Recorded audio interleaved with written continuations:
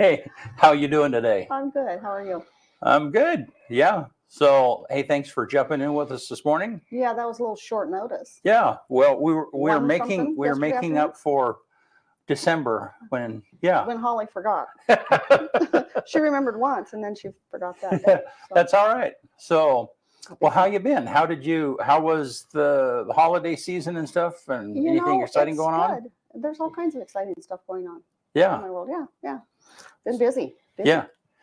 So we're here to talk about real estate, and one of the things that you have kind of specialized in is getting people into properties where they need to be. Yeah, sometimes the ones that sometimes often don't even know where they need to be in the beginning. So getting them. So, and that's kind of, I mean, you've kind of said that's kind of your specialty. Like, so sometimes that takes some shoehorning or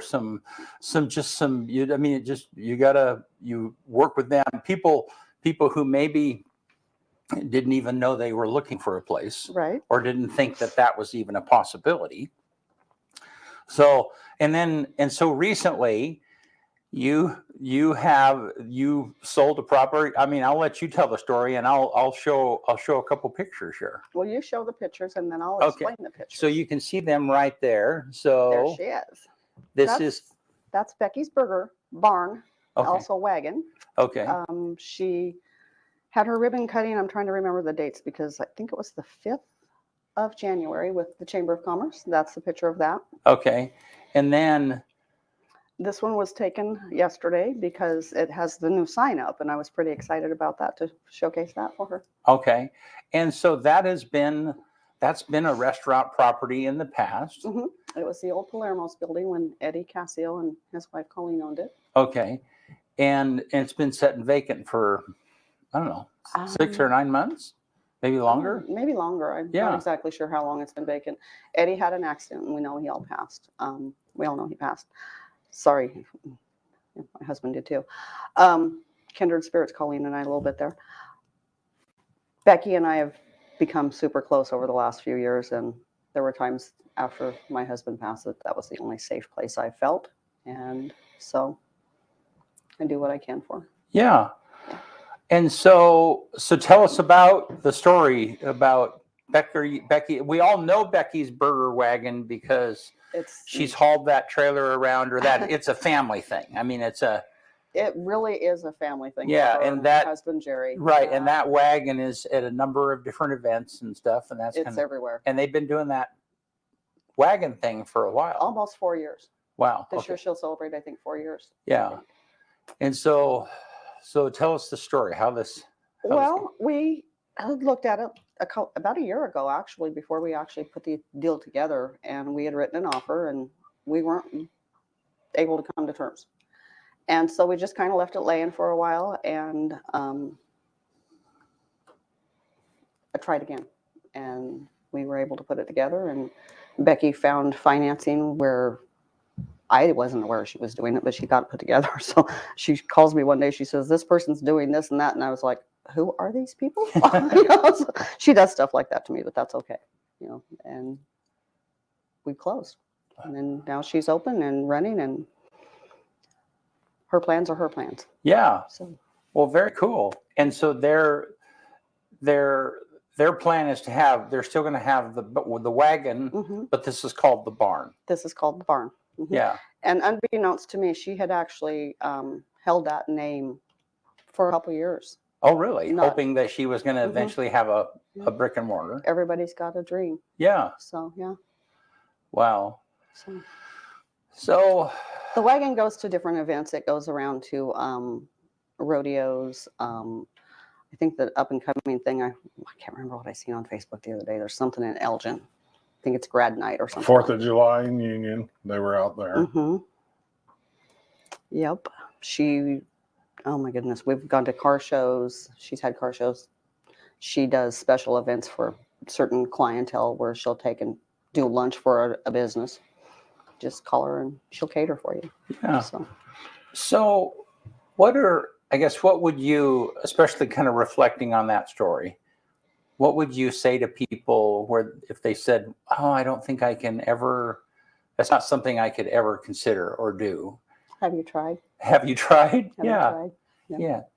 So is that kind of, what would you say is the one theme that you see in people that finally succeed at getting a brick and mortar when they didn't think they were going to, or that's been a dream? What are you seeing is that? People's ambitions. You have to have ambition. You have to have a goal. Sometimes that only goal can be crawling out of your bed in the morning. Yeah. But you find that one thing that will make you smile, or that one thing that will make it so you can go forward. Yeah. And don't ever stop. And do you see that people, I mean, do they sometimes have to reformulate it or change it a little bit, Absolutely. Absolutely. Yeah. And change is really hard for a lot of people. Changes. Sometimes you have change that ends up being better for you than you realize. Yeah. I love change. You're just looking forward to change in your world. I hate change. Oh my God. Yeah. He'll walk into his, we have a busy office, and it's not unusual if, for us to jump on another computer station or something like that, And so and he'll walk in and he'll go like, somebody moved my mouse. And it's like, I left it right. Changed. Yeah. I'm like that with my house. Yeah. Are you? Oh yeah. I mean, I live alone, but I have people that show up periodically and they have a key. And it's like, wait a minute. What's going on in this room? Why does this room look different? Yeah. Oh, wait a minute. That coffee cup was not right there. Somebody came and had a cup of coffee. Yeah. Well, are you to the point, though, where you imagine, it's like, are you ever wrong that you thought that something was moved, but it actually hasn't been? No. No. I suspect that eventually, at some point, we're going to have cameras in our house just for that very purpose. Well, let's go back to Becky for a minute. Okay. We've had a friendship where we both own Rottweilers, and I was nice enough almost 4 years ago to give her 2 puppies, sisters, females. They're both spayed, and she's got a camera in the house, and if she sees them misbehaving, she will yell at them through her camera. Oh yeah, a lot of people have those cameras where you can talk to your animals at home. I used to mess with mine. I'd call and leave a message on the answering machine because they could hear it at the house. And I don't do that anymore. I don't have a house phone, so. There's some commercials that are going on.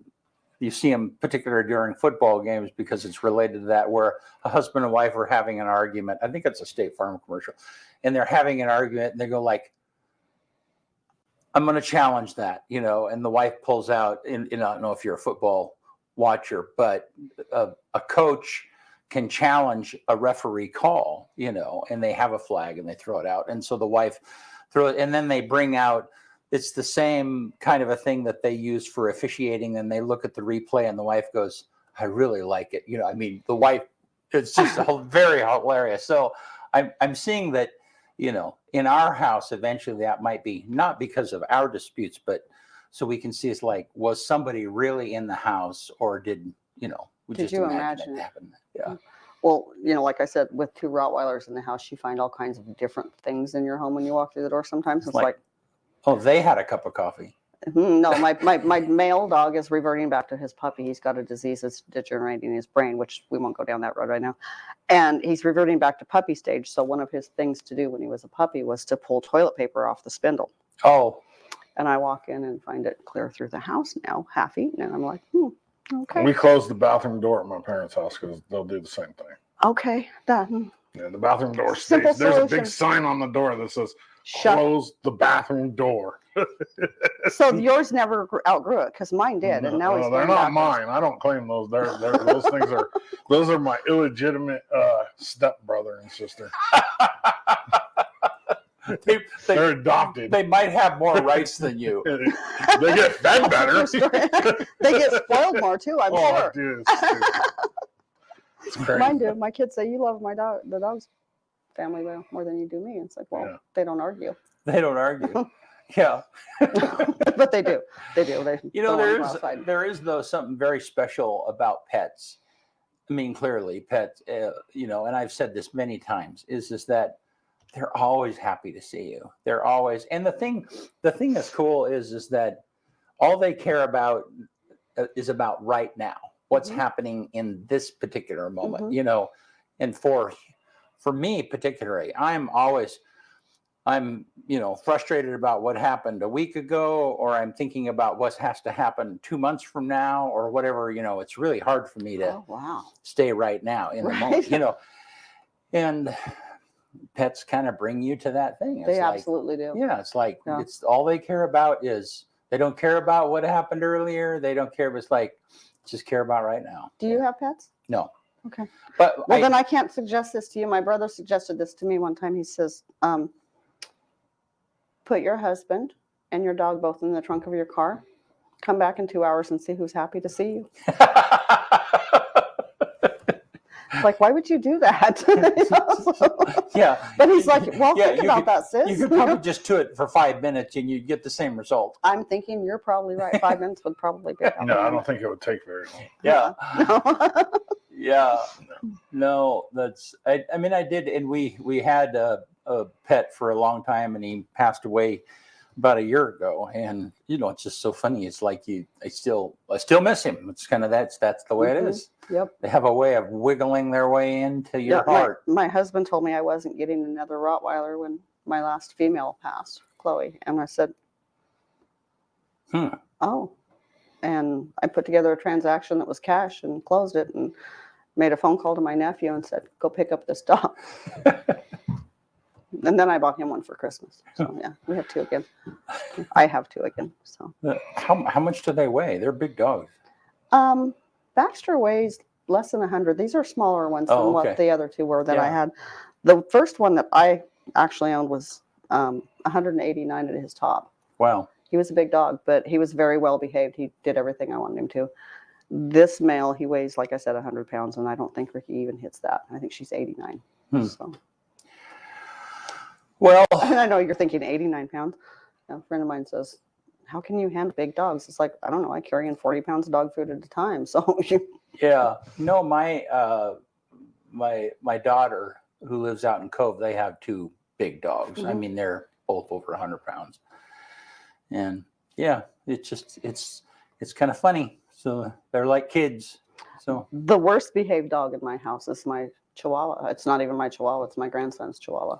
that's funny. I can it would be like a bite-sized snack. Ankle biters. Yeah. I'm always afraid I'll step on them. She runs the house. She literally runs the house. It's just, what always surprises me is the attitude of little dogs. Mhm. It's like they have no idea of how disposable they are. Right? You Yeah. know? And they don't know that they're just rats that bite. Yeah, they don't. Well, and then you throw into my mix, I have a cat who's 3 years old, and I have a kitten who's probably 5.5, maybe 6 months old. She's been spayed already, so she was old enough to do that. And just walk in, drop them in front of the dog, say, "Don't touch my puppy." That was the first one, and then the second one I dropped and said, "Don't touch my kitty." And they're like, "Okay, that one's a puppy, this one's a kitty." Okay, we won't touch them. We'll be fine. That's right. Okay, we'll listen. Yeah, but she's mean. The little baby kitten's really mean. She crawls up on my lap and snuggles and then bites. Doesn't matter. Well, so pivoting back to houses for a minute. Thank you for jumping on with us today. And Yeah, short notice. Let's and- talk about this. Okay. Yeah.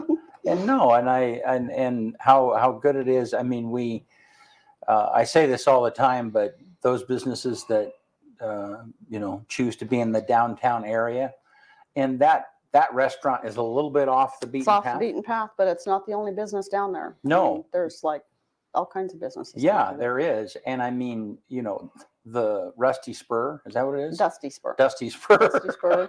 There's Dusty I knew when I Spur, said Rusty, that was bad. That was there's off. street But markets down there. Yeah. A1 Appliances. Yeah. So There's all kinds of. Well, and then if you come back towards Jefferson area, you have what used to be the old Miller's building. I don't know Yeah. what they're doing there now. yeah, So. and Hobby Habit, one of our Oh yeah. one Yeah, of our that's one of our favorites. sponsors is down there. So, well, thanks for being with us this morning, and welcome. we really appreciate Thanks for the short notice. It gives me Remax less time to freak out. Real Estate Team Thank you. in downtown La Grande. We appreciate them hosting and being one of our sponsors, and Thanks a bunch. Yeah, So two of our favorite people, Yeah. Randy and Shauna McInnes. they're So they're two dear friends to me. yes, So well, yes, absolutely. Don't know what our world would be without them. Don't even try.